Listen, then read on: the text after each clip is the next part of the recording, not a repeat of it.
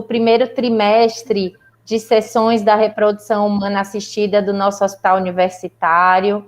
Eu brincava agora há pouco aqui nos bastidores que nós estamos fechando com chave de ouro, né? Nós estamos falando a respeito das trompas, que sempre trazem um imenso desafio para nós em termos de abordagem terapêutica.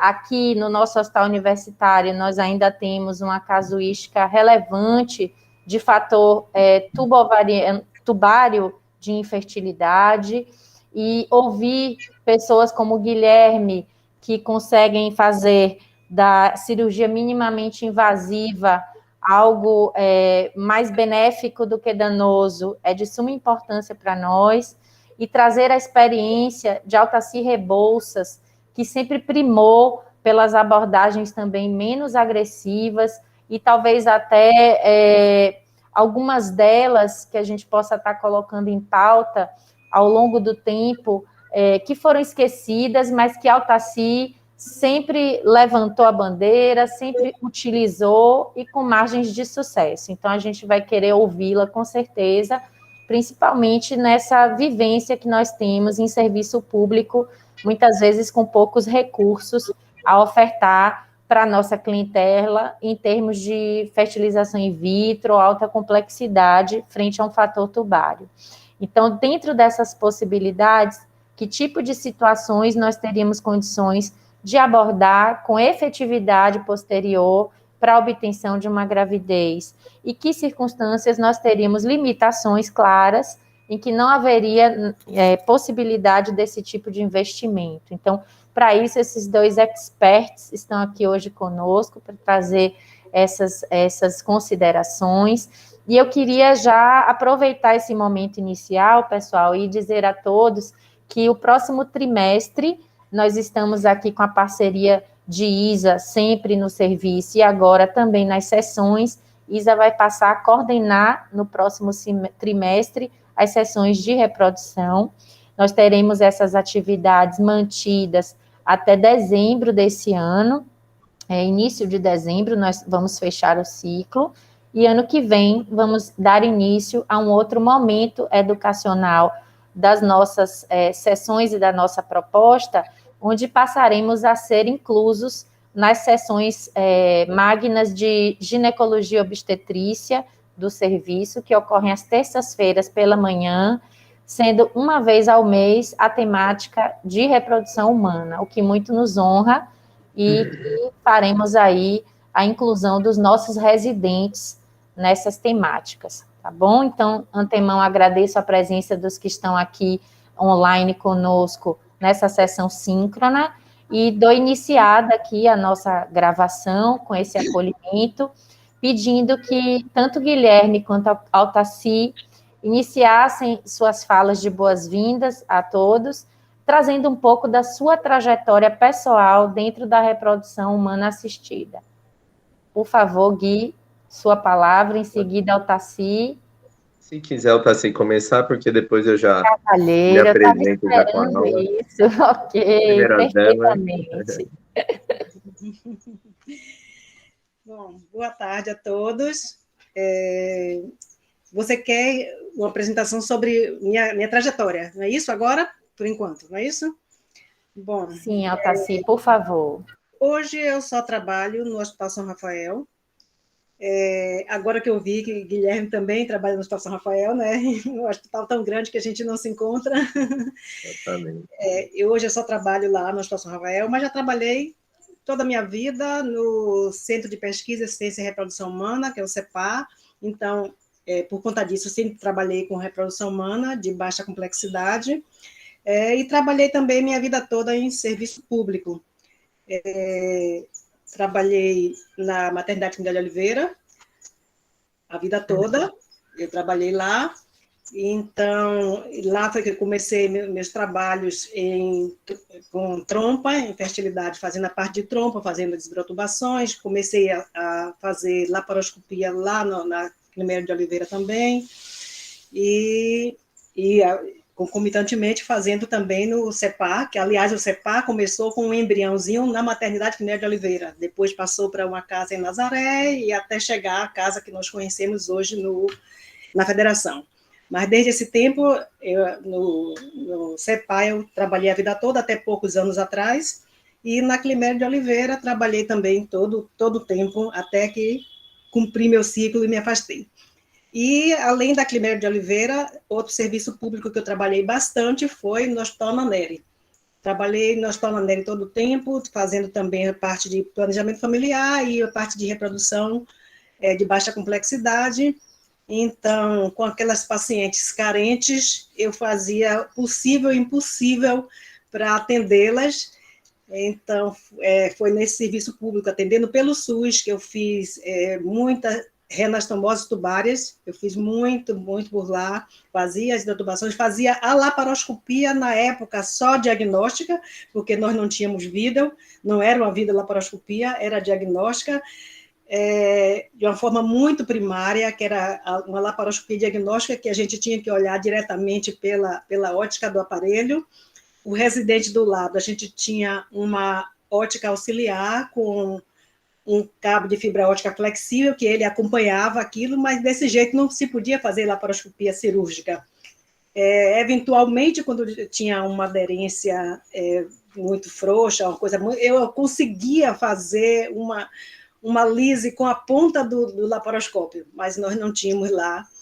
Só no final, quando eu já estava perto de me afastar de lá, perto de terminar a ginecologia do Hospital Nanere, que eu saí porque a ginecologia acabou para dar lugar à cardiologia, à expansão da cardiologia.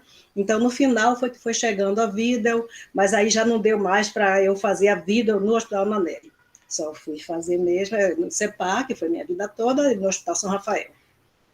Então, a vida toda eu trabalhei com isso, com cirurgias laparoscópicas, com cirurgias convencionais, que eu fazia no Hospital Nanere, como não tinha cirurgia laparoscópica, eu fazia o que eu faço hoje por videolaparoscopia, eu fazia lá, usando técnicas de microcirurgia, e fazia lá. Eu tinha meu aparelho, minha caixa de material de microcirurgia, eu levava para lá, esterilizava lá, e lá eu fazia as microcirurgias, a renastomose tubares. Então, essa é a minha trajetória, até hoje eu estou só no Hospital São Rafael. É isso. Muito obrigada, Altaci, brilhante, brilhante. Eu comentava aqui com Isa que eu tive o prazer de ver um pouco dessa sua trajetória enquanto eu fui acadêmica, e por isso eu nunca esqueci, e por isso que você está aqui hoje com a gente. Obrigada. Eu que agradeço a você o convite também, agradeço muito a você. Olá, pessoal. Para começar, eu não sou aqui de Salvador, eu sou de Ribeirão Preto. Fiz minha faculdade lá, acho que onde Karina fez a residência também, Isa Rocha. Gosto muito da área cirúrgica. Eu não trabalho diretamente com as pacientes tentantes, com desejo de engravidar, mas eu opero muito as pacientes que vocês que trabalham diretamente me encaminham. Fiz minha residência, fiz residência em endoscopia ginecológica, fiz a prova de área de atuação da Febrasgo, atuo hoje em dia praticamente só com a área cirúrgica, gosto muito da parte de reprodução e de coisas que a gente pode estar ajudando, né, para a paciente conseguir engravidar. Não faço a parte de fertilização, propriamente dita. Eu vi no voucher aí de divulgação que a Karina colocou que eu sou da Climério. Eu fui realmente da Climério, mas eu fiquei por um curto período de tempo, por não conseguir fazer as atividades lá de esteroscopia, por causa da reforma e de várias dificuldades internas, mas atualmente eu trabalho com fellow de endoscopia ginecológica lá no São Rafael, e ajudo, de certa forma, o pessoal da residência aqui do Hospital das Clínicas. E trabalho muito em serviço privado. Hoje eu não tenho serviço público diretamente. E é isso. Obrigada, Gui. Muito a contribuir conosco, como você já vem contribuindo com o programa de R4 de endoscopia aqui do nosso serviço. Muito obrigada. Palavra toda sua agora com o conteúdo temático de hoje. Perfeito. Pessoal, eu não consigo ser tão formal, eu vou falar um pouquinho do que foi proposto. Eu foco muito na parte cirúrgica, eu até tentei puxar um pouquinho para falar de estatística, de números, mas eu não consegui, eu coloquei vídeos, tomara que rode os vídeos, para ficar uma aula um pouco descontraída e para as pessoas que às vezes não têm costume de estar dentro do centro cirúrgico, entender mais ou menos o que é. E até eu, estudando para preparar a aula, descobri que tem coisa a mais que a gente pode estar fazendo para estar ajudando as pacientes a engravidar. Então, acho que essa aula foi muito útil para mim, né, terem pedido esse tema, e eu acho que pode ser útil para todo mundo para enxergar de outra forma a cirurgia tubária. Espero que vocês que trabalham com FIV não me batam no final da aula, mas realmente eu acho que tem um espaço bom aí para a cirurgia tubária. Vamos lá.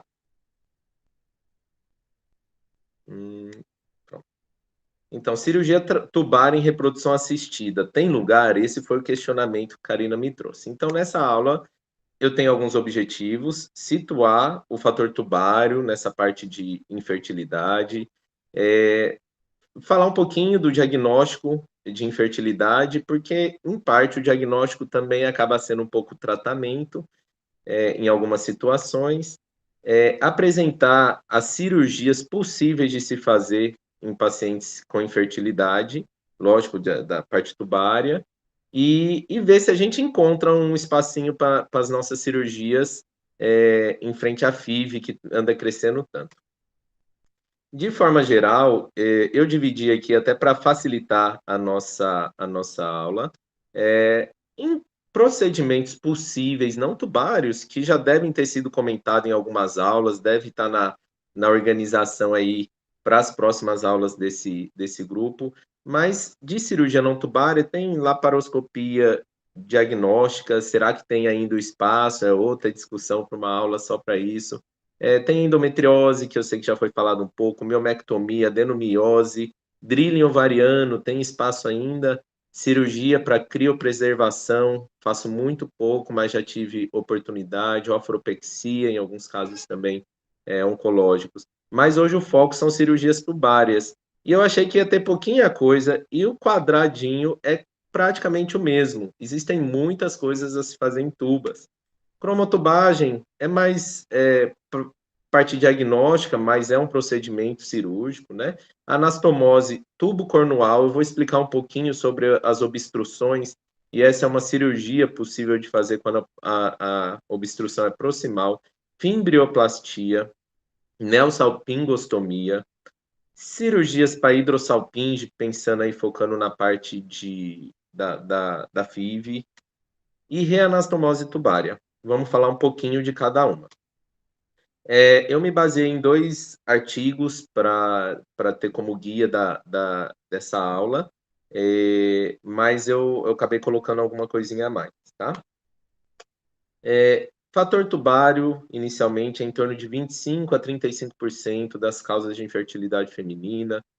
Metade desses casos é por salpingite. E a gente tem que trazer um fator tubário, que é o arrependimento de laqueadura, que é muito comum, paciente cada vez mais jovem que laquear, relacionamentos muitas vezes não duram o tempo que as pessoas esperam e desejam com outro parceiro nova gestação, então a gente tem uma taxa de arrependimento relativamente alta. Em relação às cirurgias tubárias, até 1970, tinha procedimento cirúrgico, mas muito insatisfatório, resultados ruins. A partir de 1970, começou a parte da microcirurgia, foi chegando a laparoscopia, os resultados foram melhorando e as cirurgias tubárias acabaram ganhando um foco importante. Nesse período, a FIV estava aí se desenvolvendo, até que a partir de 1990, a FIV mostrou bons resultados. Já existia antes, com resultados insatisfatórios, começou a melhorar, e os procedimentos cirúrgicos, nossos procedimentos tubários, acabaram ficando um pouquinho de lado. E hoje, aqui eu espero trazer um pouquinho eles de volta. Em relação ao diagnóstico, a gente tem que lembrar das 3 principais causas de alterações tubárias, que seria a doença inflamatória pélvica, endometriose e cirurgias pélvicas prévias. Exames de imagem, eu vou discorrer rapidamente, acho que não é o foco, tanto o foco da aula, mas tem a esterossalpingografia, que é usada aí como primeira opção pela facilidade, talvez, entre aspas, talvez não seja tão fácil assim, às vezes a gente tem dificuldade em encontrar um local bom que faça esterossalpingografia. Mas temos também a laparoscopia com a cromotubagem, que eu vou falar rapidamente. A laparoscopia é considerado o gold standard, né, o padrão ouro para diagnóstico. Eu já vou falar de outros métodos, mas só para comparar as duas, a esterossalpingografia a gente usa muito como primeira linha de investigação. Mas eu queria trazer alguns dados. Esse é um trabalho somente, mas a maioria dos trabalhos falam algo semelhante. Mas eu queria trazer duas informações dessa tabela. Pacientes que vêm com oclusão bilateral tubária na esterossalpingografia, nesse trabalho específico, 194 pacientes, quando foi feita a laparoscopia para confirmação desse diagnóstico, foram só 69. Então, vemos uma divergência importante. Enquanto se a gente for falar de permeabilidade tubária, na esterossalpingografia, nesse trabalho em questão, 486 pacientes com permeabilidade bilateral, 450 foram confirmados na laparoscopia. Eu só acho interessante a gente ter essa ideia em mente, porque quando a gente pede uma esterossalpingografia, que eu sei que é o primeiro exame que muita gente pede para ver a parte tubária, a gente vê o resultado e às vezes acaba levando ele muito como verdadeiro. Mas a esterossalpingografia, o que eu queria trazer, é que para permeabilidade tubária é um bom exame. Viu as trompas tão pérveis? Ótimo, vamos confiar nesse exame. Mas quando tem oclusão tubária, bilateral aí no caso, mas quando tem oclusão tubária, às vezes a gente precisa prosseguir o diagnóstico antes de taxar a paciente realmente como infertilidade por causa tubária. E eu vou mostrar um pouquinho os motivos. Nesse trabalho mostrou, acho que dá para ver a seta também, né? Mostrou aí sensibilidade e especificidade em torno de 70% a 80%, tá, da esterossalpingografia. Lembrando só que a laparoscopia com cromotubagem é o gold standard, porém, mesmo paciente que veio como obstrução bilateral na laparoscopia, ou seja, trompas não funcionam, teve caso de gestação, aí chegando a 3%, inclusive. Eu só queria trazer que é o gold standard, mas não é o verdade absoluta também. Tem muita coisa que pode influenciar. Posicionamento do manipulador uterino, que vai fazer a cromotubagem, às vezes posiciona, penetra um pouco o miométrio, você não vai conseguir atingir as trompas. Às vezes vaza contraste por via vaginal, então tem outros fatores que podem modificar nossos resultados. Ainda em exame de imagem, eu queria trazer um pouquinho a conversa da esterosonografia com contraste, que é um exame que tem se mostrado nos trabalhos muito bom para ver permeabilidade tubária. Aí nesse videozinho, espero que esteja rodando, você vê aqui o contraste na cavidade uterina e ele passando pela trompa aqui fininha, dando a volta aqui, acho que numa alça intestinal, até chegar próximo do ovário, aqui os folículos ovarianos, e se espalhando, mostrando permeabilidade tubária bilateral. Tem um outro procedimento que, fazendo a aula, eu acabei vendo, e tem alguns trabalhos, lógico que eu acho que não é realidade nossa, mas por curiosidade eu só vou trazer, sem números e sem mais detalhes, mas existe a hidrolaparoscopia transvaginal. Eu realmente nunca tinha ouvido falar, talvez aqui vocês tenham já alguma experiência. É um procedimento que pode ser usado para fazer algum tipo de só diagnóstico, de uma endometriose, aderência pélvica, dá para fazer um diagnóstico, é feito em consultório mesmo, com uma ótica muito pequena, em fundo de saco vaginal, para avaliar. E eu vi que alguns país eu vi vários trabalhos indianos falando desse método para diagnóstico de patência tubária. Esqueci de pôr o vídeo. Aqui você vê que você vê as fímbrias, isso é feito por fundo de saco vaginal, você vê as fímbrias e vai injetar um contraste transcervical para ver a permeabilidade tubária. Isso é mais a mérito de curiosidade mesmo que eu trouxe para vocês. Vamos falar um pouquinho da esterosonografia, que eu acho que é algo que a gente ainda não tem muito claro para o diagnóstico. Eu trouxe esse trabalho do JMIG, uma revista que eu vejo bastante, porque traz muito de cirurgia minimamente invasiva, e aqui eu queria focar nessa tabelinha, mostrando essa primeira coluna marcada, que é a esterossalpingografia, mostrando a sensibilidade, a especificidade, os números, e comparando com a esterosonografia, com contraste, que é essa outra coluna que eu marquei. Então, os resultados são muito semelhantes. A esterosonografia é tão boa quanto a esterossalpingografia para diagnóstico de permeabilidade tubária. Inclusive, com possibilidade, incluindo ultrassom 3D, dá até para prosseguir e melhorar a sensibilidade. E a esterosonografia, comparando aí com a esterossalpingografia ou a laparoscopia, tem muitos pontos positivos. Primeiro que a esterossono pode ser feita em consultório, geralmente ginecologista faz muito ultrassom, ela não precisa ir numa clínica de radiologia, não precisa de anestesia geral, como a cromotubagem, não precisa de radiação, como a esterossalping, tudo bem, é só um raio-x, mas é um raio-x. Boa para ver a patência tubária, para ver doenças tubárias, incluindo aí ultrassom 3D, dá para ver com mais detalhes. Dá para diferenciar pólipo, mioma, porque você faz a esterosonografia, você consegue delinear corretamente as lesões e se está cometendo cavidade. Incluindo o ultrassom 3D, dá para diferenciar septo de bicórnio, tudo no mesmo exame. E é um exame que às vezes a gente não pede muito. Poderia economizar, ao invés de pedir 2, 3 exames, e talvez a esterossono. Esse mesmo trabalho, ele chega só na conclusão, falando que a esterosonografia com contraste, ela é boa para diagnóstico de patência tubária, é bem comparável à esterossalpingografia, que é o que a gente pede logo de primeiro. Tem sensibilidade em torno de 75% a 96%, especificidade de 67% a 100%, inclui também a avaliação da cavidade uterina, e ela seria útil para a gente completar a nossa investigação de fertilidade, numa forma, não digo tranquila, deve ter desconforto, lógico, da paciente, mas o que a gente acompanha e participa aí a respeito da esterossalpingografia, talvez seja um exame até mais aceitável a respeito da parte álgica.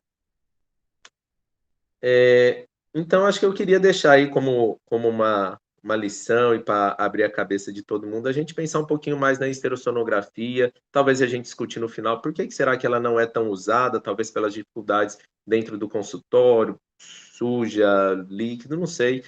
O contraste que eu coloquei aqui e que vocês viram o vídeo é um contraste específico, mas dá para fazer, que ele tem um valor aí agregado, mas dá para fazer com água e soro chacoalhando para conseguir visualização desse líquido passando pelas trompas, enfim, é algo que a gente poderia usar mais.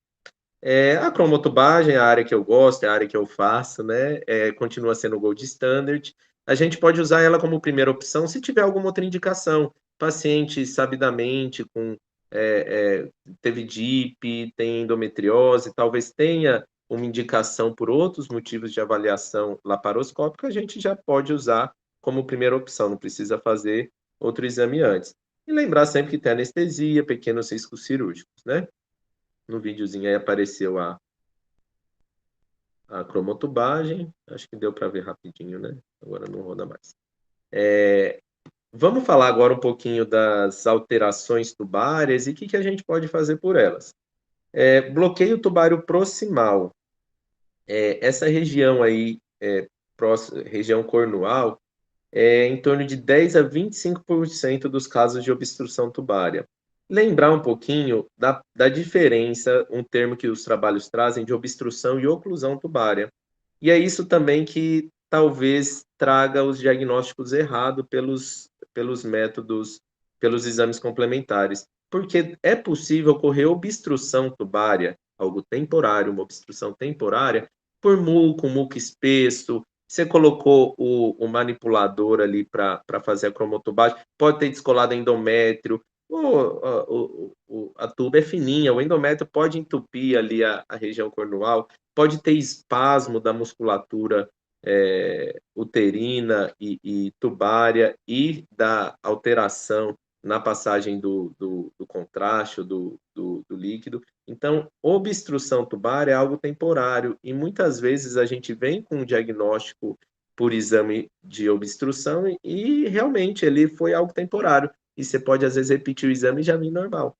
Oclusão realmente pode ter, por fibrose, por salpingite, endometriose, DIP, pode ter uma oclusão importante, uma fibrose dessa região. E essas, sim, são as mais difíceis da gente resolver. A esterossalpingografia, eu trouxe esse trabalhinho só para voltar àquela ideia, né, da gente desconfiar um pouco quando tiver obstrução tubária.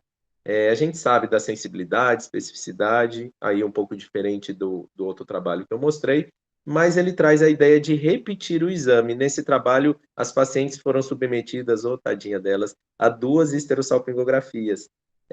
Em 98 mulheres que no primeiro exame vieram com obstrução bilateral, na segunda esterossalpingografia, 72 só foram confirmadas. Ou seja, um número relativamente, 74% só confirmaram. Talvez numa terceira esterossalpingo a gente tenha mais trompas pérvias. Então, só para a gente pensar que a obstrução tubária talvez precise de uma confirmação, viu, gente? E quando tem bloqueio tubário proximal, há dois métodos para tentar fazer essa desobstrução e já tratamento da obstrução tubária. A gente ouve muito falar que nos métodos diagnósticos, tanto na esterossalpingo como na cromotubagem, às vezes até em consultório médico pode fazer, infundir líquido ou contraste de forma mais intensa no útero para tentar já ajudar e fazer uma desobstrução. O que eu estou falando aqui é de algo um pouco mais seletivo. Você fazer uma salpingografia seletiva. Eu não encontrei, eu encontrei foto, mas não encontrei vídeo, mas seria algo da mesma forma que faz a esterossalpingo, mas você direcionar uma cânula para tentar ir para a região cornual e mandar o contraste especificamente para aquela trompa. E tem uma possibilidade, e essa eu queria trazer até aqui para a gente pensar em usar mais, de fazer uma cateterização tubária por esteroscopia, lógico, acompanhado de laparoscopia. Uma cateterização tem risco de perfuração tubária, então precisa ser feita a laparoscopia junto. Mas, eu acho que eu trouxe um videozinho, eu já vou mostrar o vídeo. Mas, assim, só a cateterização tubária, nesses casos de bloqueio proximal, já trouxe novamente a patência tubária para 60% a 80% dos casos, e gravidez de 20% a 60%. Lógico que aí, provavelmente, estão aqueles falsos positivos para obstrução tubária que eu falei, para oclusão tubária. Mas é uma taxa relativamente alta. E é um procedimento que eu vejo talvez ser possível a gente, lógico, os métodos adequados, tentar trazer para a nossa realidade. Porque caso de obstrução proximal, a parte cirúrgica, que vai ser o próximo item da minha fala, é um pouco... Não tem muito o que se fazer para a parte proximal. Então, aí está cateterizando uma trompa por esteroscopia. Daí vai para a laparoscopia para mostrar um pouco do vídeo. Mostrando aí, ele vai injetar o contraste e mostrando que a trompa, que tinha obstrução proximal, agora ela está pérvia, tá? Agora ele vai fazer do outro lado também. Aí essa tá mais difícil ver o ósseo tubário, mas ele vai conseguir ir lá. E vai mostrar também que a outra trompa também está pérvia. É um exame um pouco mais seletivo do que a cromotubagem. Lógico que a cromotubagem é o exame diagnóstico, mas aí ele está falando já em tratamento das obstruções tubárias proximais. Certo? Em relação à parte cirúrgica, existe cirurgia descrita, mas nem trabalho direito a gente acha mais, muito menos vídeo. Mas de ressecção e reanastomose microcirúrgica na região cornual. Então, você tirar essa região que é mais fibrosada, é como se fosse reimplante de ureter em bexiga. Fazer um túnelzinho e tentar reinstalar um fragmento são, saudável da trompa, numa região saudável do miométrio. Não imagino como seja feita a cirurgia, também não consegui trazer nada para vocês. O que eu achei de trabalho é que chega a ter uma melhora da gestação intraútero, mas com uma chance grande de ectópica, tem um baixo índice aí de sucesso. Na verdade, a maioria dos trabalhos são taxas inferiores a 30%, e um risco aí teórico, não achei nada na prática, de ruptura uterina. É algo que ficou um pouco de lado por não ser tão eficaz e por ter a fertilização aí para suprir. Mas antes da gente pensar na fertilização, é possível a cateterização tubária, como eu falei, por histeroscopia, assistida por laparoscopia. E a FIV acaba sendo preferível a uma cirurgia. Esse tipo de cirurgia, o que os trabalhos recentes falam, é que ficou um pouco mais para a história, que é muito pouco realizado. Então, aqui na nossa realidade no Brasil, em que muito paciente não tem acesso à fertilização, talvez a gente possa buscar um pouco mais em obstrução proximal, fazer essa esteroscopia. Eu até vou atrás para ver que catéter foi usado, para a gente poder estar agregando, né, ao nosso portfólio. O bloqueio tubário distal, agora é mais na porção fimbrial. Os achados mais comuns são hidrossalpinge e a fimose fimbrial. Principais causas são as mesmas, DIP, cirurgias prévias e endometriose. E o que a gente pode fazer por essas pacientes? Adesiólise, né, liberação de aderências tubárias, salpingólise, neosalpingostomia e fimbrioplastia. E eu vou falar um pouquinho de cada cirurgia, tentar mostrar algum vídeo. Eu não lembro se eu coloquei das duas, mas mostrar algum vídeo e tentar explicar o que é cada uma. Quando a gente fala de bloqueio tubário distal, a gente tem uma divisão aí entre pacientes com bom prognóstico para cirurgia e mau prognóstico. Se as aderências são frouxas, lógicos, existe classificação de aderências pélvicas, então no grau 1 e 2 tem um prognóstico muito bom, 3 e 4 prognóstico já é pior. Mas de bom prognóstico, aderências frouxas, trompas pouco dilatadas, menos de 3 centímetros de diâmetro, paredes finas, flexíveis, não é aquela parede já endurecida de tanta inflamação. E quando a gente abrir a trompa e olhar um pouco a parte ampolar, ver pregas na mucosa da endossalpinge, tá? Isso é essencial. Se você não tem as pregas, provavelmente você não vai ter todo aquele funcionamento ciliar para empurrar o óvulo até o útero, né? E o mau prognóstico é o oposto, lógico, aderências densas, trompa muito dilatada, mucosa lisa da endossalpinge e outros fatores associados. Se também já tem um fator masculino, não tem, porque é um mau prognóstico de forma geral, a gente tem que pensar já na FIV. Fator masculino, idade da paciente, certo? Pensando aí na FIV e a discussão da salpingectomia, que eu vou trazer daqui a pouco. Em relação à salpingólise, só a liberação de aderência tem um resultado positivo. A Altacir disse que fazia a liberação de algumas pacientes e realmente a adesiólise sozinha ela acaba melhorando. Aqui nesse trabalho, pacientes tratadas com adesiólise, 45% tiveram gestação, taxa de gestação acumulada em 2 anos, e quem não foi tratado, 16, então com diferença estatística. Eu gosto de ilustrar, acho que cirurgião gosta muito de trazer vídeo, né? Eu trouxe vídeo aí mostrando uma trompa praticamente escondida na parede pélvica. Esse vídeo é legal, que no final você vê, você vai soltando toda a trompa, no final você vê que até parece uma trompa de verdade. Mas aí ela está toda escondida, grudada no ovário, tem que fazer toda a adesiólise para dar alguma chance aí espontânea para paciente. Lógico que a gente tem muito a discutir. Uma trompa que tem... acho que eu não pus o final do vídeo. no final do vídeo ela fica toda soltinha, dá até gosto e cromotubagem positiva. Talvez esteja em algum outro momento. Lógico que a gente pode discutir, será que essa trompa que estava toda grudada vai ser funcional? Será que não aumenta risco de ectópica? Lógico que tem essa discussão. Mas, para a paciente, a gente está dando a chance a ela, que ela estava com uma trompa totalmente envolta por aderências, e ela vai ter a possibilidade de gestação espontânea. A fimbrioplastia é basicamente tratar fimose fimbrial. Eu vou mostrar um videozinho. Ela está associada atinge uma taxa de gestação até 40%, 50%.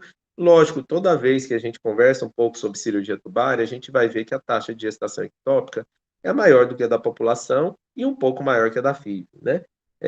Então, ela tem aí taxa de ectópica um pouquinho mais alta.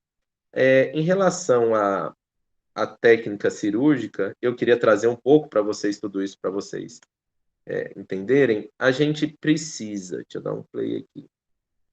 A gente precisa, lógico, toda cirurgia começa com adesiólise, vai tentar liberar a trompa para poder trabalhar em cima dela, identificar aonde que estão as fímbrias. Aí ele está liberando só as aderências, identificou as fímbrias, estão um pouco aglutinadas, ele vai entrar e vai trazer uma parte tubária interna para fora. E depois vai coagular um pouquinho externamente a trompa para que ela cicatrize aberta e não volte a fechar, não forme uma aderência nas fímbrias novamente. Então, não sei se vocês entenderam. Então, acha as fímbrias, puxa um pouco da parte interna da trompa da endossalpinge para fora e cauteriza a serosa para que a trompa fique viradinha e aberta, para que ela abra novamente, certo? Isso é fimbrioplastia. Dá para fazer quando tem aderências, não tem hidrossalpinge importante, né? Neosalpingostomia, outro termo que a gente usa para uma cirurgia que é semelhante, né, tubária, mas é uma cirurgia diferente. Você vai realizar uma nova abertura tubária. Você não tem ali fímbria para salvar de forma correta. Você não tem a região ampular saudável para poder reconstruir as fímbrias. De forma geral, quando tem hidrossalpinge média, ela é feita muito em hidrossalpinge, viu, gente? Quando tem uma hidrossalpinge média, atinge taxa de gestação de 58% a 77%, uma taxa relativamente alta. Ela estava fechada, sem local para o óvulo entrar, e você criou um novo ósteo, um novo local, e tem uma taxa de gestação considerável, com ectópica também um pouco mais alta. Quando a hidrossalpinge é severa, a taxa de gestação já é mais baixa inclusive que de FIV, e ectópica também é alta. Então aí a gente tem que reconsiderar, talvez sendo aí a FIV como uma opção melhor para paciente, tá? E por que é tão grande essa diferença? 70% chega na hidrossalpinge média, piorou um pouquinho, chega a 0%. Na verdade, o aumento da hidrossalpinge, a infecção local, vai lesionar a endossalpinge, e daí vão ficar células que não funcionam, células lisas. Então, realmente, não adianta nem a gente abrir a trompa. O problema não é mais não ter a comunicação. O problema já é mais no todo o perturto da trompa, certo? Em relação à técnica cirúrgica, vamos ver no vídeo ao mesmo tempo que eu vou falando, para ganhar tempo. Primeiro, se recomenda jogar líquido via transcervical para distender a hidrossalpinge e a gente avaliar melhor ela, tá? Vai fazer, lógico, a salpingólise sempre, vamos fazer liberação da trompa, liberação de aderências, para ter como trabalhar e ter mobilidade dessa trompa. A gente vai identificar onde é a região do ósteo, vai abrir, fazer incisão em cruz, para abrir realmente para não fechar essa região. Abrindo aí em cruz. Ali ele já identificou ali tem aparentemente endossalpinge saudável, vai só finalizar a cruz para ampliar e ela não fechar novamente. E agora ele vai tentar everter, trazer uma região mais saudável da trompa, que está um pouco mais interna, vai puxar a endossalpinge com tudo para fora. Pronto. E aí, como ele faz uma eversão mais importante desse tecido, precisa, geralmente o ponto é melhor do que fazer só uma cauterização para a trompa, para ficar aberta essa região. Então, talvez utilização de fios e sutura para segurar essa região aberta, tá? Então, essa é a neosalpingostomia. Você não está melhorando as fibras, você está criando outra estrutura, tá? Outro ósseo tubário realmente. Vamos agora falar um pouquinho de recanalização tubária. Já falamos lá que a taxa de arrependimento chega a 20%, 30%. E quando fala de taxa de sucesso, aqui é onde os autores realmente colocam um pouco mais, aumenta um pouquinho as taxas de gestação. Por quê? Geralmente a paciente fez uma laqueadura porque não queria engravidar, mas talvez ela não tenha, ela não procurou, ela não está com uma infertilidade e está procurando a causa. Ela sabe, muitas vezes é só o fator obstrução tubária pela laqueadura. Por isso atinge boas taxas de gestação, não tem outro fator junto. Lógico que depende do comprometimento tubário, e trazer a grande questão atual é que as técnicas de laqueadura que se modificaram um pouco com o tempo. Atualmente, muita gente faz salpingectomia parcial ou até total, pensando numa laqueadura. Pode ser feito cauterização de 3 a 4 centímetros da trompa, e isso dificulta um pouco mais, se distancia os cotos tubários, talvez dificulte a realização de uma reanastomose. Os resultados são melhores quando você tem extensão tubária para ser conectada maior que 4 centímetros. É uma área que se fala muito a respeito de cirurgia robótica, como é uma cirurgia muito delicada. Os resultados com robótica são poucos ainda. Lógico que a gente tem que pensar muito nos custos, a gente está falando de trazer coisa para a realidade, mas eu estou falando tudo de cirurgia. Mas parece que a robótica vai ganhar um espaço na parte de recanalização também. Uma cirurgia muito mais precisa para fazer a reanastomose. Ectópica, como eu falei, sempre vai ter uma taxa maior de ectópica, mas não é alto quanto eu pensava. Eu acho que de 2% a 8% é algo que dá para a gente conversar com a paciente, ela fazer ciente dos riscos. Em relação à taxa de gestação, tem trabalho que mostra taxa acima de 80%. Esse especificamente, gestação ectópica até 2,8%, uma taxa pequena eles tiveram de ectópica. Teve um coorte retrospectivo falando sobre, comparando FIV com reanastomose tubária, mostrando que a reanastomose teve maior taxa de gestação acumulada em mulheres abaixo de 37 anos. E sem diferença acima de 37 anos. Então, a reanastomose tubária, ela é melhor do que a FIV abaixo dos 37 anos. Aqui mostrando vários trabalhos, e para a gente ver que as taxas de gestação geram em torno de 31% a 88%. E a taxa de nascidos vivos de 19 a 80, gravidez 31 a 88 e nascidos vivos 19 a 81%. E ectópica 0 a 8%. Então é a taxa aí que a gente vê de gestação ectópica. Não deu tempo, na verdade, de eu pesquisar e de eu dar uma olhada a respeito daqueles casos. Todos os trabalhos que eu mostrei de recanalização são ótimos, mas estão falando das pacientes que foram para a cirurgia e a cirurgia foi possível de ser feita. Então, foi feita a reanastomose e está mostrando os resultados muito positivos. Mas a gente tem algumas cirurgias que, ao entrar com a laparoscopia, acaba vendo que, por incompatibilidade de diâmetros dos cotos tubários, ou eles estarem muito longe e não ser possível, mesmo soltando o mesosalpinge, de aproximar. Então, tem pacientes que vão para a cirurgia e não conseguem fazer a recanalização. Eu não cheguei a pegar esses dados e vai ficar como dívida aí para um próximo momento. A técnica da reanastomose tubária é uma cirurgia bonita. Eu vou colocar já ela rodando, porque ela tem 1 minuto. Então, para ir vendo. Mas, inicialmente, sempre fazer a salpingólise, né? a gente pode filtrar aí um pouco de vasopressina na mesosalpinge para facilitar a cirurgia, tanto a distensão, criar um espaço cirúrgico adequado, quanto para diminuir sangramento. Aí tá reavivando as bordas tubárias, vendo também que os dois cotos são viáveis, então ele testa o coto distal também, para ver que é viável fazer a anastomose. Daí você aproxima a mesosalpinge para tirar toda a tensão da sua sutura tubária. Então, aproximou a mesosalpinge, e você vai fazer sutura em 4 pontos, os pontos cardeais mesmo, 4 pontos basta, e geralmente faz em 2 planos, tá?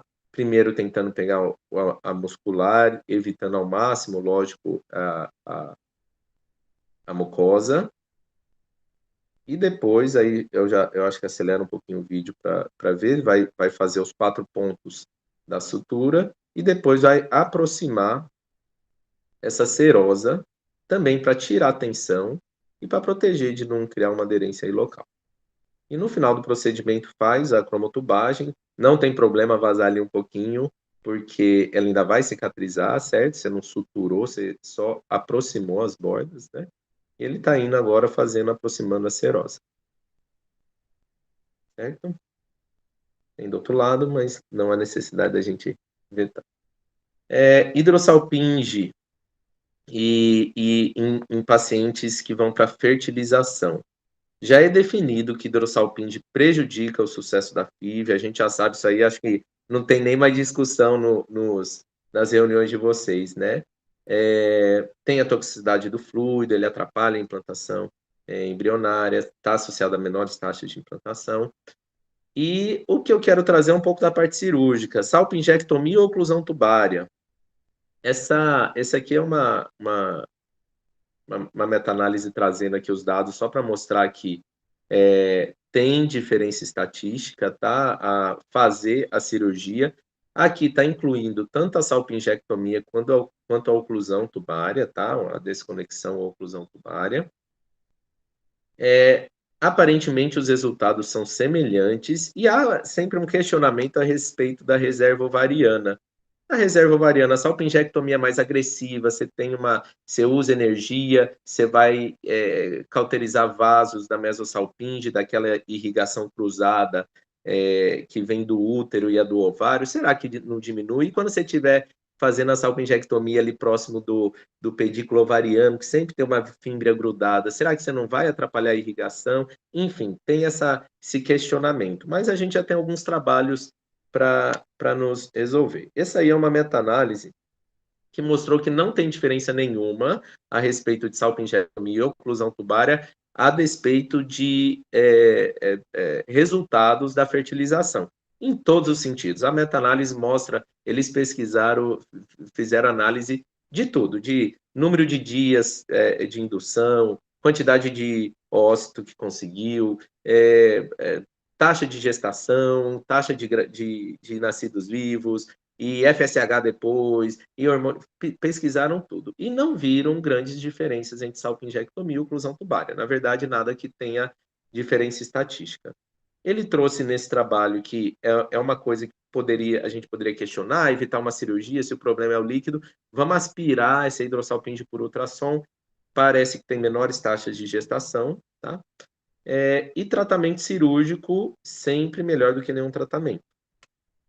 Aqui mostrando o número de ócitos captados, né? Então, ter feito na verdade, aqui é comparando, tá? Só para explicar, gente, a salpingectomia com a ligadura proximal tubária e mostrando que não tem diferença estatística em relação ao número de óvulos que vai conseguir na fertilização, na FIV. Aqui está mostrando, assim, vocês viram que esse é o número 1, esse é o 5, 6, mas todos os itens sem diferença estatística. Esse aí está mostrando o número de dias de estímulo, a tabela aí de baixo, já o valor do FSH que não muda, enfim. Em resumo, não tem diferença nem nessa parte de ovariana inicialmente.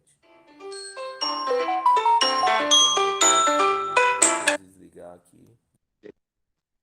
Pronto, voltei para a reunião. Me ouvindo? Ok. É que tocou o telefone aqui. Sim, agora voltamos a te ouvir bem. Tá ótima. Opa, agora cai o celular, cai tudo, mas vamos lá. Já estamos indo para o finalmente, viu, gente? Quando a gente tem dúvida, vamos caçar um pouquinho, vamos ver as revisões da Cochrane. Cochrane, na verdade, sempre traz a ideia de que precisamos de mais trabalhos para trabalho de qualidade ruim. Estão me ouvindo? Então, os trabalhos são de qualidade ruim, precisamos de mais trabalhos para falar sobre as diferenças da salpingectomia ou da oclusão tubária proximal. Então, vamos lá, vamos tentar resumir aqui. Eu falei muito de cirurgia, eu gosto das técnicas cirúrgicas, talvez não era muito foco de quem está assistindo, mas vamos tentar entender das cirurgias tubárias e vamos tentar encaixar elas em algum lugar aqui para a gente. Para onde eu vou, como eu vou decidir se vai para a cirurgia ou se a gente vai para a FIV. Essa revisão aí também da Cochrane, a mesma que eu mostrei, na verdade, falou que ainda é incerto as diferenças, a efetividade de cirurgia tubária em pacientes com FIV, tá? Então, traz sempre incerteza. Acho que a impressão que eu tenho é que sempre que eu leio alguma coisa lá é que precisa de mais trabalho. Então, vamos lá. O que a gente precisa ver para definir se a cirurgia pode ser positiva para paciente ou não? Primeiro, a idade da paciente, reserva ovariana, que já vai ser pesquisado aí pelo pessoal da reprodução humana, se já teve gravidez ou não, se tem acometimento tubário, se são as duas ou se é só uma trompa acometida, qual a extensão desse acometimento, outros fatores de infertilidade é importante, a avaliação masculina. O que adianta fazer uma cirurgia tubária se tem um componente masculino importante? Daí a gente não precisa ser submetido aos riscos da cirurgia. Tem que ter cirurgião apto para aquilo. As cirurgias tubárias são cirurgias delicadas e, de forma geral, se não tiver alguém que esteja habilitado, talvez ela não chegue naquelas taxas boas que a gente mostrou no começo da aula. A gente tem que ver se a paciente tem acesso à FIV. A paciente não consegue pagar, ela é a paciente do SUS, não tem condições financeiras, ou o seguro não. Espero que não seja paciente. Meu celular está tocando desesperadamente, mas já está acabando. A paciente não ter acesso, às vezes, Peraí, gente, a câmera virou, tá uma bagunça aqui, desculpem. Pronto. A paciente, às vezes, não ter acesso à fertilização, às vezes a gente abre mão. Poxa, a gente sabe que é interessante paciente um pouco com idade um pouco mais avançada, a gente vai fazer uma cirurgia tubária já com uma paciente que com uma difícil reserva ovariana baixa, difícil gestação espontânea, mas ela não tem acesso à FIV. Se é só isso que ela tem e ela está disposta, a gente pode pensar na cirurgia tubária. O paciente, às vezes, tem questões éticas, religiosas para fazer FIV. Ou era uma paciente que seria mais direcionada para a FIV, pelos critérios, porém, ela não acha, ela não concorda com a manipulação, enfim. Desejo da paciente de tentar espontaneamente. Tem gente que quer, se é isso que trabalha com isso, quer porque quer tentar espontâneo, não quer tentar tudo natural, não por questões religiosas ou éticas, mas porque quer tentar. Então, a cirurgia tubária sempre vai ter o espaço nesse tipo de paciente. Lógico que tendo ciência da chance um pouquinho aumentada de gestação ectópica, dos riscos de um procedimento cirúrgico. FIV tem pontos positivos, eu vou trazer os pontos positivos e negativos dos dois. FIV tem pontos positivos, boa taxa de gestação por ciclo, é menos invasivo, eu nem sei aqui, eu acho que esse aqui era do outro slide. Menos invasivo, tem pontos negativos, que são os custos, todo mundo sabe, risco de gestação múltipla, risco de hiperestímulo, são múltiplas injeções, às vezes o paciente fica incomodado, coisa simples, um monitoramento um pouco mais prolongado. Já a cirurgia Ponto positivo, é um procedimento geralmente único, ambulatorial, raramente o paciente vai ficar internado para uma cirurgia tubária. As chances de gestar, você está dando mensalmente uma chance, uma esperança aí dela conseguir a gravidez. Então, você tem um acumulado a longo prazo importante. Os trabalhos vão até 2 anos, poucos passam disso, mas talvez você tenha um acumulado maior, inclusive de possibilitar uma mesma paciente já ter 2 gestações por uma cirurgia que ela tenha feito para corrigir a trompa. Ponto negativo, lógico, é uma cirurgia, são riscos cirúrgicos, tem uma recuperação pós-operatória, vai ter um pouquinho de dor, e tem os riscos da gestação ectópica um pouco aumentado. E um ponto importante é a dificuldade de achar cirurgiões treinados. Então, vamos lá. Pacientes candidatas para cirurgia. Pacientes jovens, sem outros fatores de infertilidade importantes, com anatomia tubária passível de reparo. Não que tenha que seguir isso à risca, a gente tem que colocar outros fatores, né? Tem conflitos éticos que trazem pacientes que não preenchem esses critérios, conflitos religiosos, cobertura do convênio e condições financeiras para fazer o pagamento. Então, pacientes que não estejam enquadradas, se a gente discutir, explicar risco, benefício, chance, você tem 42 anos, a gestação espontânea já é difícil, com a trompa obstruída, lógico. Mesmo se reparar, vai ser difícil. Mas você quer ir para a cirurgia? Vamos. Você não tem condição de pagar uma fertilização? Vamos para a cirurgia. É possível conversar. E a FIV, ela estaria mais direcionada para pacientes com idade mais avançada. Se tem um fator masculino severo, não adianta a gente ajustar a trompa, certo? E se o fator tubário é muito grave? Lembra que eu mostrei alguns trabalhos que os fatores tubários graves acabam levando a uma taxa de gestação bem inferior, inclusive, que a da FIV. Então, fator tubário grave, o ideal é ir para a FIV. E se tiver associado a hidrossalpinge, lógico, a gente discute a cirurgia daí já para a hidrossalpinge, mas não para tentar a gestação. E trazer novamente, né, para a paciente para a FIV, ela tem que ter acesso, só essas vão conseguir para a FIV, e não pode ter conflitos pessoais. Algumas mensagens só, resuminho da aula. Cromotubagem continua sendo padrão ouro para avaliação da patência tubária. A gente tem a esterosonografia, que poderia chegar com mais intensidade na nossa prática clínica. Ela é comparável à esterossalpingografia com possibilidade de avaliações adicionais. Temos que pensar em repetir exames de obstrução tubária sempre que ela for proximal, tá, gente? Que é onde ela erra um pouquinho mais, por aqueles casos que eu disse, espasmos, obstrução por muco, por fragmentos de endométrio, enfim. Obstrução tubária proximal tem a possibilidade da cateterização tubária por esteroscopia.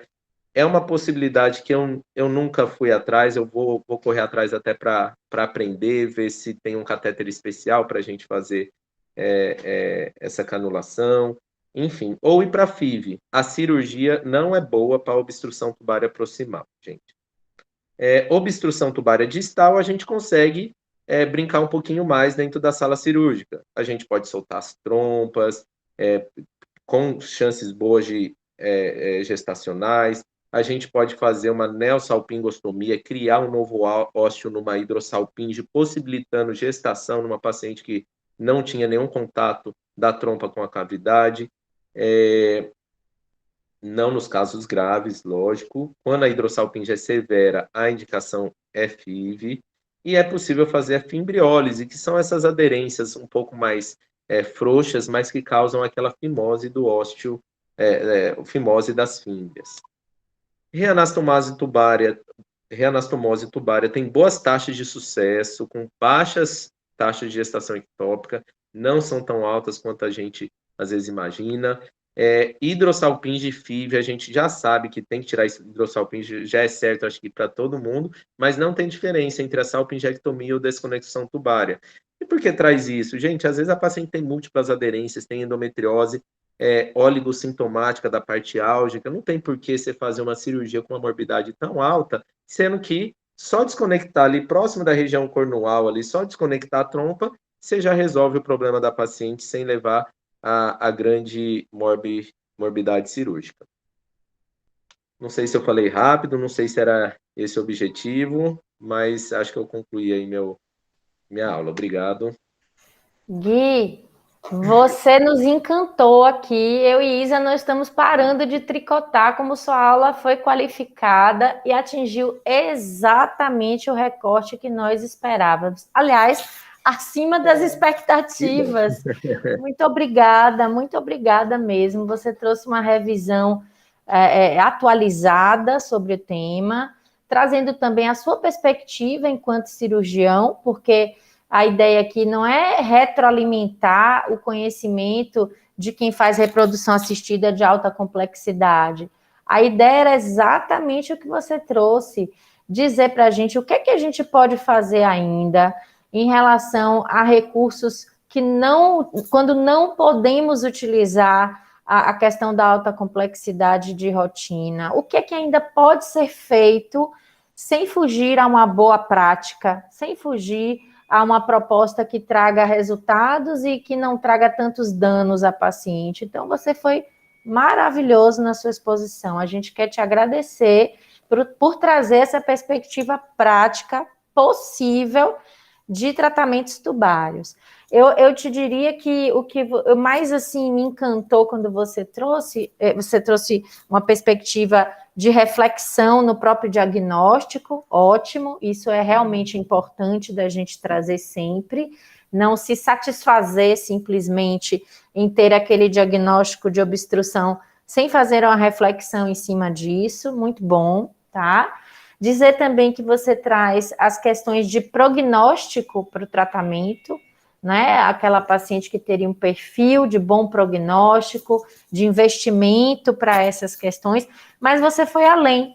Você trouxe também as questões relacionadas aos desejos, às condições éticas, às condições religiosas.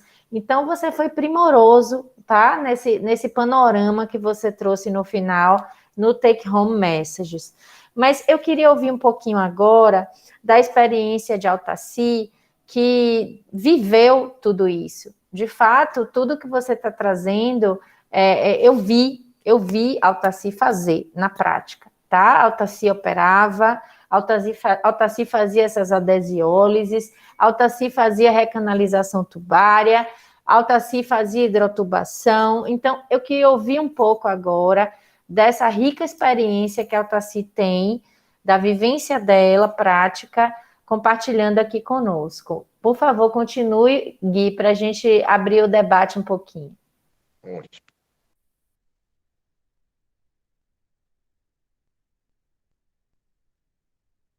Altaci, me dá um minutinho que a gente vai reabilitar seu microfone.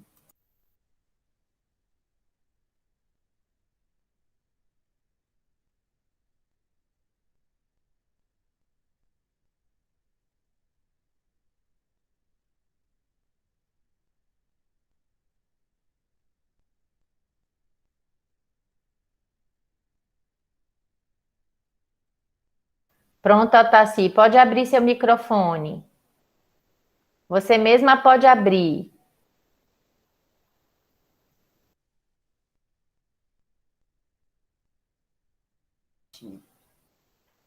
Você pode clicar no computador. Isso, perfeita. Já lhe ouvimos. Pronto. Então, respondendo à pergunta tema da aula, se cirurgias tubárias em reprodução assistida tem lugar, eu respondo que tem lugar sim, principalmente considerando a clientela de poder aquisitivo mais baixo, que não tem condições de realizar uma FIV. Até entre as pacientes que têm uma condição melhor financeira, tenho encontrado aquelas que dizem querer esgotar toda a baixa complexidade antes de partir para um procedimento mais invasivo. Elas querem deixar a FIV como último recurso. E na parcela da população menos favorecida financeiramente, então não tem dúvida, ou é a baixa complexidade ou nada. Então, tem lugar sim. E que cirurgias tubárias têm lugar em reprodução assistida?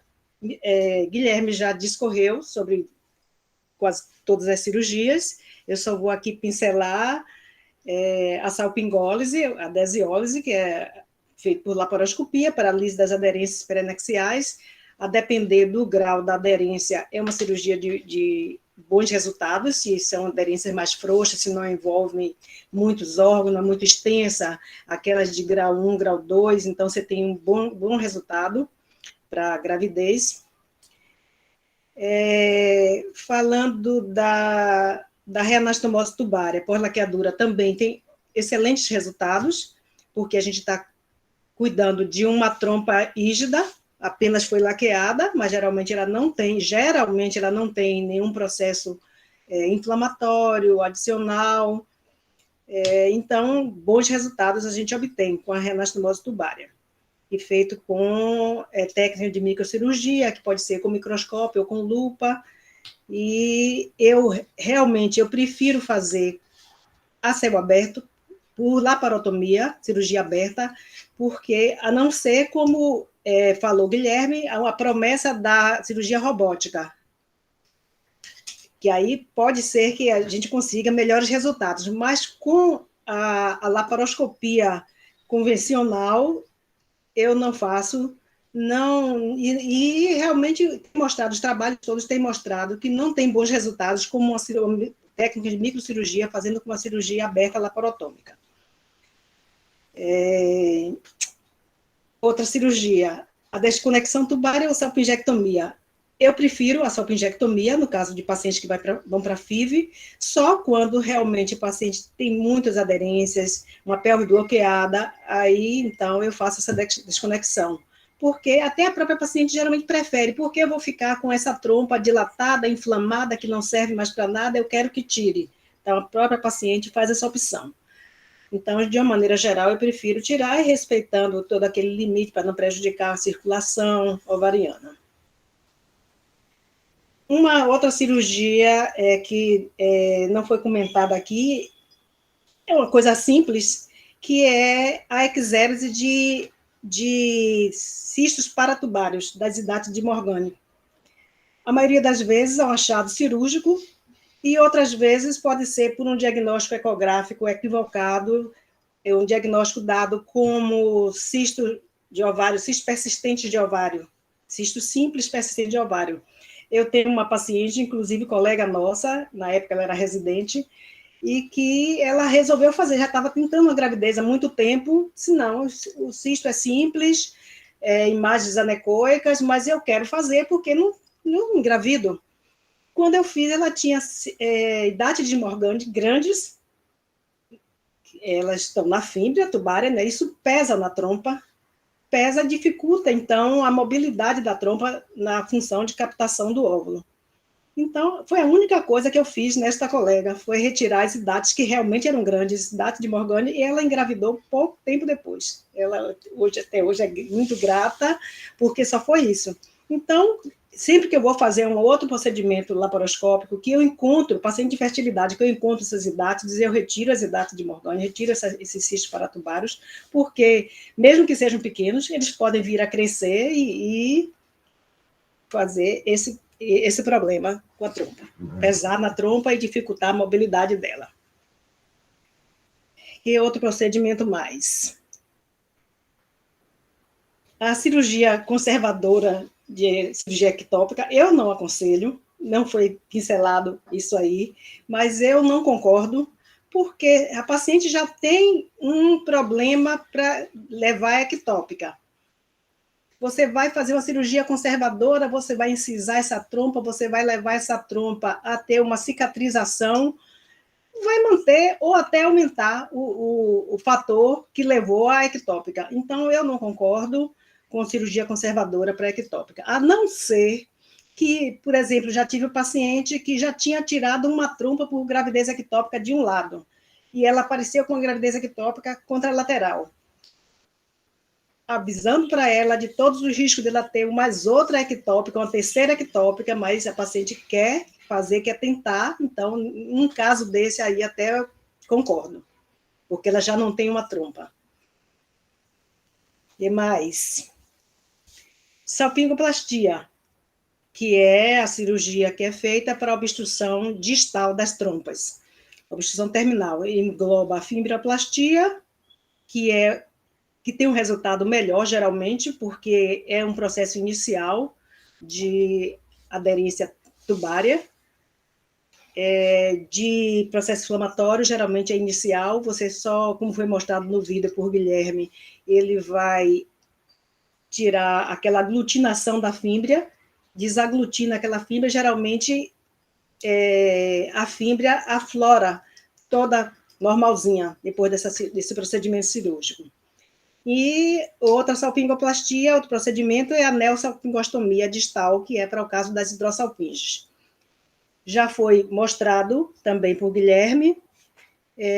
A única coisa que eu acrescentaria, eu fiz esses procedimentos quando era cirurgia aberta, por laparotomia, então a mesma coisa que é feito hoje por laparoscopia, que eu faço por laparoscopia, uma incisão em cruz, e essas bordas, quando eu fazia por via convencional, aberta, você pega cada pontinha dessa da cruz e dá um ponto na serosa para que fique aberta. Hoje, Guilherme mostrou que ainda quando são hidrossalpinges mais maiores, que ainda pode precisar desse pontinho, está mais espessada, a parede da trompa, mas, de uma maneira geral, só a cauterização da serosa faz com que se everta, as bordas se evertem e fique aberta a nova fímbria, a nova estoma tubário. O que eu gostaria só de acrescentar é que essa cirurgia de neosalpingostomia distal laparoscópica, para mim, ela precisa das hidrotubações. Eu acho que a hidrotubação é super necessária fazer depois, porque, de qualquer maneira, mesmo você evertendo as bordas, você tem você fez uma incisão cirúrgica, você tem um pouco de sangramento ali, a tendência é aquela trompa poder fechar novamente, naquele processo de cicatrização. Então, eu acho importante fazer as hidrotubações depois, e logo depois. Até 72 horas depois, eu começo as hidrotubações, até 72 horas depois, porque a gente sabe que o processo intrínseco como se diz, a fibrinólise, o processo da atividade fibrinolítica intrínseca, ela geralmente previne a formação da aderência, daquela sudato de fibrina, por 72 a 96 horas ainda previne. Então, daí a importância que eu acho de começar até 72 horas a fazer as hidrotubações. E isso eu venho fazendo. Se eu faço a cirurgia neosalpingostomia, eu começo as hidrotubações. Essas hidrotubações pode ser utilizado, é feito em consultório, pode ser utilizado corticoide, pode ser utilizado mucolíticos, pode ser usado hialuronidase. Normalmente eu faço, já fiz com mucolítico, existia no mercado mucolítico associado com antibiótico. Foi retirado de linha, mas realmente eu vejo que não há necessidade mesmo do antibiótico. Então, eu faço um anti-inflamatório hormonal, faço corticoide junto com o mucolítico, com a acetilcisteína. Então, eu faço essas intubações em consultório. E, normalmente, essa hidrotubação flui fácil, porque a trompa já está até dilatada pela hidrossalpinge, e foi novamente aberta, já não está mais ocluída a trompa, mas eu acho realmente importante nesse processo e continuo fazendo. O que mais? Tem mais alguma coisa de cirurgia? Acho que não. De cirurgia já foi tudo pincelado. Como eu falei em hidrotubações, eu sei que você gostaria que eu comentasse também um pouco sobre isso. Deixa eu lhe dizer a conduta minha após a histerosalpingografia, que é que realmente eu faço o procedimento inicial para diagnóstico, eu faço a histerosalpingografia, a não ser que a paciente tenha algum histórico de uma cirurgia prévia, uma apendicite rota, uma ectópica rota, alguma coisa que ela tenha assim, então eu já passo direto para fazer o meu diagnóstico pela laparoscopia. Mas, se não, eu faço inicialmente com a histerosalpingografia. Então, o que é que eu faço com os resultados da histossapilografia? Se a paciente tem uma obstrução distal com hidrossalpinge, ela vai para a cirurgia. Não tem jeito, ela vai para a cirurgia, para fazer a neossalpingostomia distal. Se a paciente tem uma obstrução distal sem hidrossalpinge, a trompa está o calibre normal até o finalzinho, mas o contraste vai até o finalzinho da trompa, quase final, não tem nenhuma dilatação, essa paciente eu levo para fazer hidrotubações. Se a paciente tem uma obstrução proximal, hidrotubações também. Se a paciente tem uma suspeita de aderência, que a histossapilografia dá essa suspeita de aderência, então ela vai também para a laparoscopia para fazer a lise, e aí, ao mesmo tempo, eu já vou testar a patência tubária. Sobre essa suspeita de aderências pela histossapilografia, é uma coisa que eu tenho na minha prática diária. Eu percebo que tem muita discrepância entre o diagnóstico de aderências pela histossapilografia e a realidade. Então, eu levo a paciente para a laparoscopia, porque ela está lá com a suspeita de aderência pela histossapilografia, mas muitas vezes, eu diria que a maioria das vezes, ou 50%, eu não encontro essa aderência. Porque a histossapilografia mostra a trompa cefalizada, a despeito de mudança de posição, a trompa continuou cefalizada. Muitas vezes eu vou lá e realmente não tem aderência. Eu confio mais nesse diagnóstico da histossapilografia quando vê o contraste, a difusão loculada do contraste, que aí vai significar que realmente pode ter uma aderência, ele não se difunde bem. Mas pela cefalização da trompa, eu levo a paciente, porque está lá dito que ela tem aderência, então eu vou, pode ser que tenha, e algumas vezes tem realmente, eu levo para fazer. E, sim, aí essa paciente também vai para a laparoscopia. O que mais teria? Deixa eu ver se tem mais alguma coisa para eu dizer aqui. Deixa eu ver sobre o que Guilherme falou, se eu tenho alguma coisa.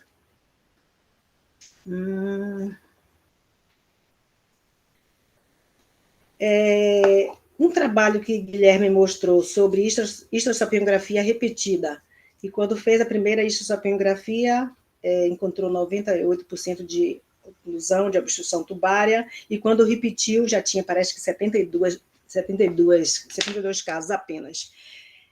É importante ver que também tem aquelas aderências intratubárias mais leves que a própria ação mecânica da histossapilografia desfaz. Não é que não tivesse na primeira.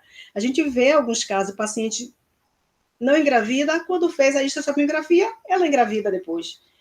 É a própria ação mecânica que conseguiu fazer isso, porque essa aderência era pouca coisa e se desfez com a própria laparoscopia.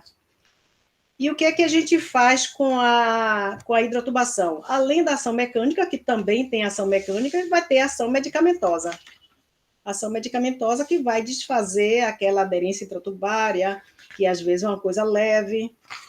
Deixa eu ver aqui que eu tinha um trabalho. Altaci, Diga. Enquanto você busca essa referência, Sim. até para que a gente possa ir colocando o Gui também aqui no debate, Sim. Nós temos mais 8 minutinhos de discussão. Então, assim, Gui, por favor, pode agregar conosco. Eu acho que um dos grandes desafios que nós enfrentaremos, já enfrentamos, eu diria, né, num curto prazo, médio prazo e mais adiante, é o treinamento.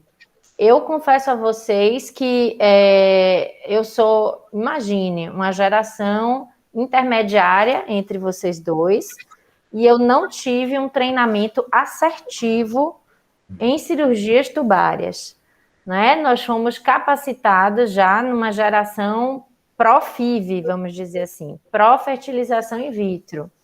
Então, quando a gente se depara com a realidade de atuação, é muito tranquilo para mim, num consultório privado, né?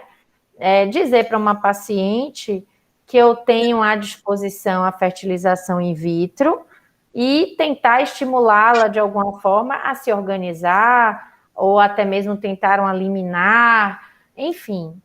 Mas quando a gente se depara com a realidade de menos recursos ou com aquelas pacientes que trazem os dilemas que Guilherme já apresentou anteriormente, a gente precisa ter alternativas outras, né?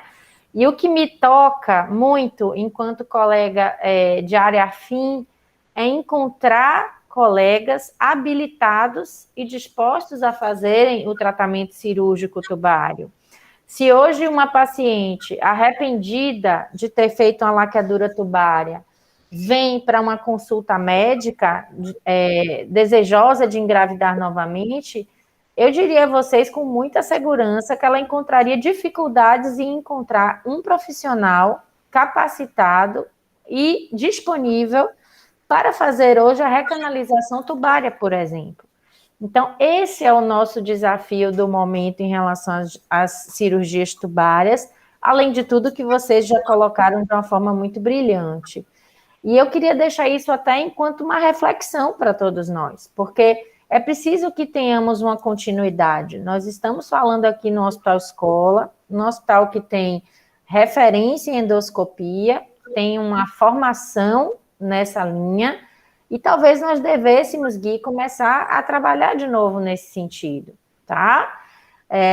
Uma outra questão que a Altaci traz, e que eu queria que ela comentasse, é assim, diante dessa experiência dela acumulativa, de abordagens, vamos dizer assim, que não utilizassem a fertilização in vitro como a primeira linha, e sim como o último recurso, né? Como ela bem colocou em alguns desejos e de alguns relatos de pacientes dela.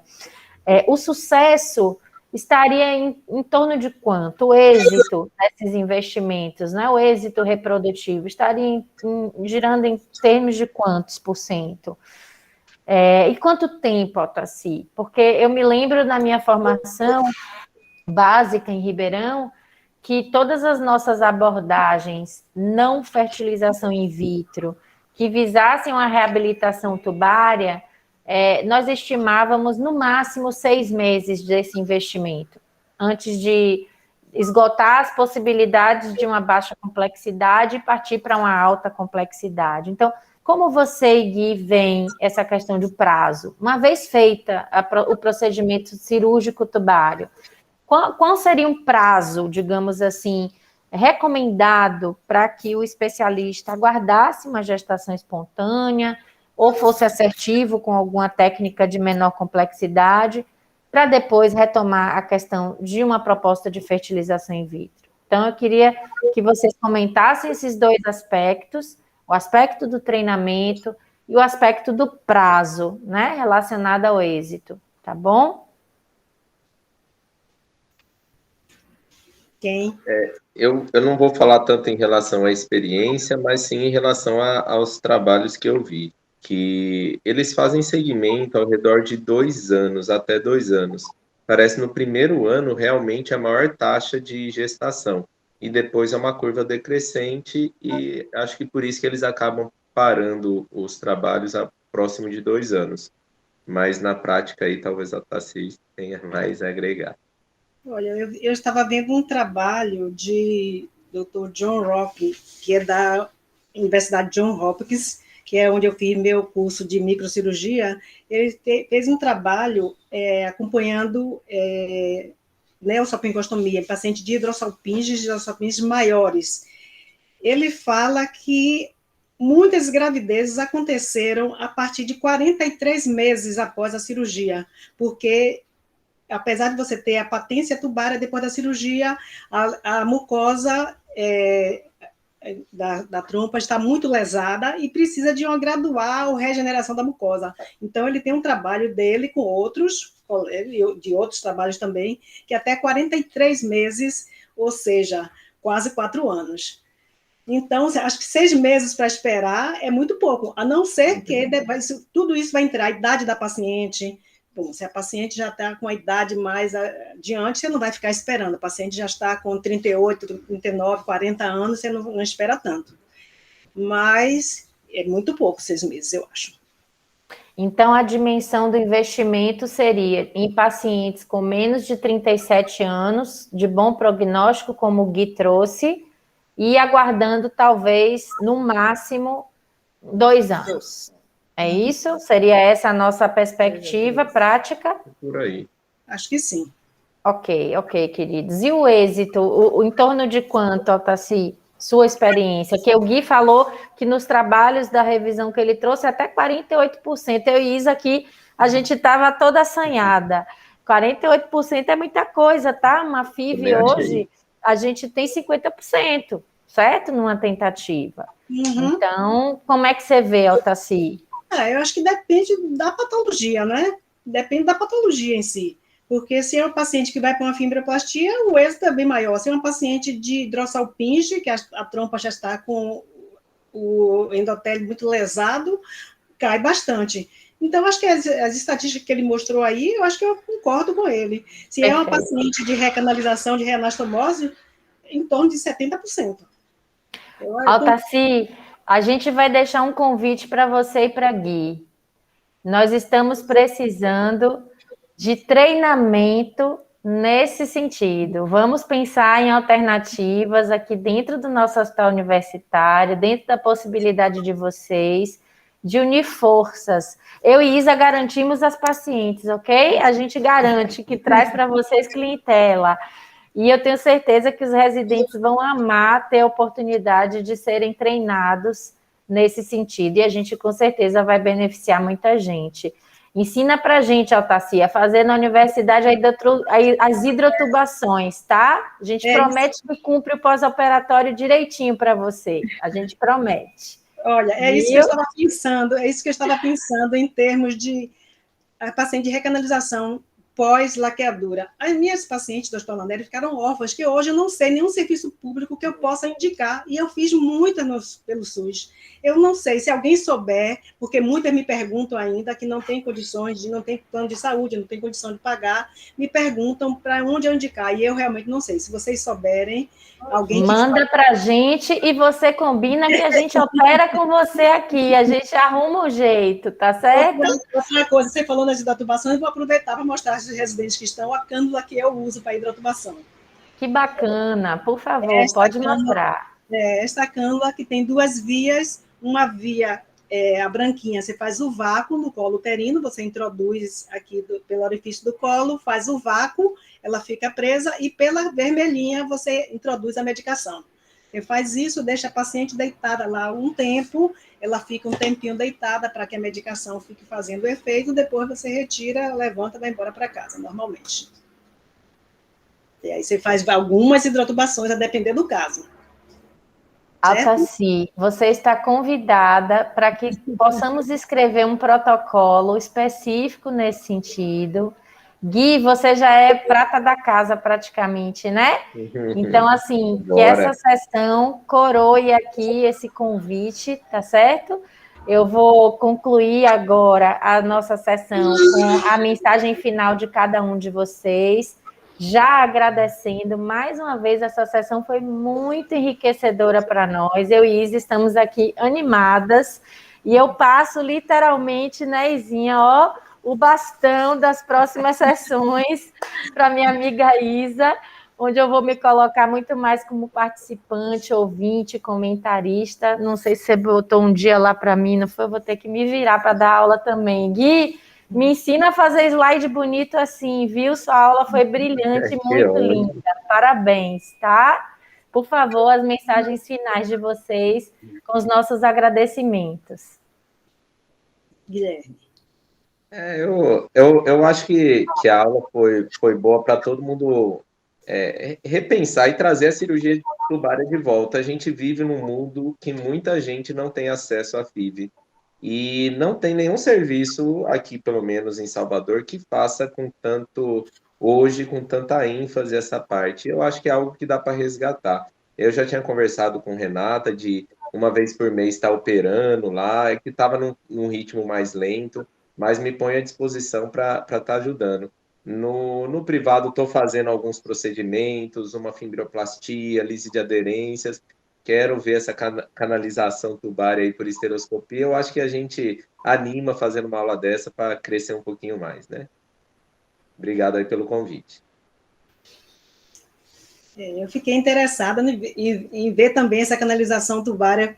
Não, eu não faço esteroscopia, mas essa canalização para casos de obstrução proximal, fiquei interessada também, porque realmente a cirurgia não funciona bem, por isso que as minhas todas vão para hidrotubações, e vou me colocar à disposição também para ajudar vocês no que for preciso, no que for necessário para fazer. Guilherme já vai ficar com a parte cirúrgica, eu posso ficar com a parte de hidrotubações, de orientar e de ajudar. Será um prazer tê-los conosco em mais do que uma aula como essa. Muito obrigada, viu, queridos? Vamos levar isso adiante, então. Boa noite, pessoal. Vamos dar agora a sessão como encerrada, mais uma vez agradecendo. Boa noite a todos. Boa noite, obrigada.